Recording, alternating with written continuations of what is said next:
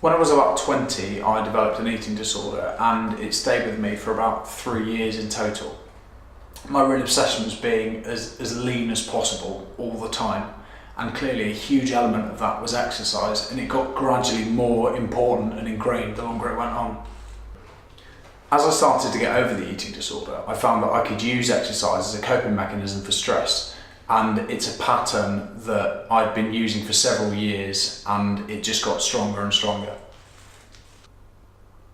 I'd always had a fairly physical job right through university, but then when I started my career, when I finished university, I found myself at a desk for 8 hours a day, which meant that I was in a position that I hadn't really spent any time in before, and I wasn't used to that level of inactivity during the day. As I was now spending a lot more time sitting down, though I didn't realise it, my mobility was getting gradually worse. And then one day I noticed that my shoulder felt like it was incredibly unstable. I'd not really had any injuries to date, so I'd just been able to keep going with my exercise as a coping mechanism pretty much unbroken for a period of years. So when I first noticed that what I thought I had was a real injury, it caused me a great deal of anxiety, because at that point I'd pretty much lost my coping mechanism. I found myself looking for solutions. I was going through various options like chiropractors, physios. I didn't really know what to choose. But then I came across Andrew's website.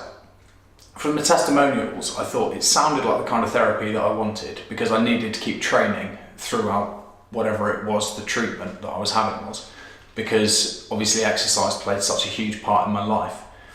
When I first looked at Andrew's website though, I was quite alarmed at the cost, with the first session being £90 for a 90-minute session. That led to quite a lot of debate, because I didn't really know if I could justify spending that amount. The more I considered it, the more I realised that exercise was such a massive part of my life that I needed to do something proactive. So really, when it came down to it, £90 for the first session might have been quite a lot of the time, but I needed to keep on exercising, so I had to pay it. Having seen some other practitioners in the past, I was used to quite a transactional style of therapy, which by that I mean I was having stuff done to me as a kind of spot fix. But with Andrew, I noticed immediately it was very different. We spent a huge amount of time talking about my goals, my context, and he tried really hard to understand the reasons that I needed to keep exercising. We talked at length about my eating disorder past, and he really got to an understanding of how important it was that I have some kind of training continuously throughout my recovery period. If I'm being completely honest, I didn't go to a physio to have my mindset changed, but in retrospect, it's exactly what I needed, because Andrew was able to understand my context to the extent that he could actually change my mind about what I was doing. I was very set in my ways. I've always been obsessed with having a pattern, but because I sensed that he could understand where I was coming from, I was much more receptive to being able to change my mindset about exercise and adapt new things that would help me recover. The more time I spent with Andrew, and the more I saw results from the types of things he was suggesting, the less rigid I became in my mindset. I was much more adaptable, and I was much more able to do new things that I didn't think that I'd be able to do, or that I previously hadn't had any inclination to do.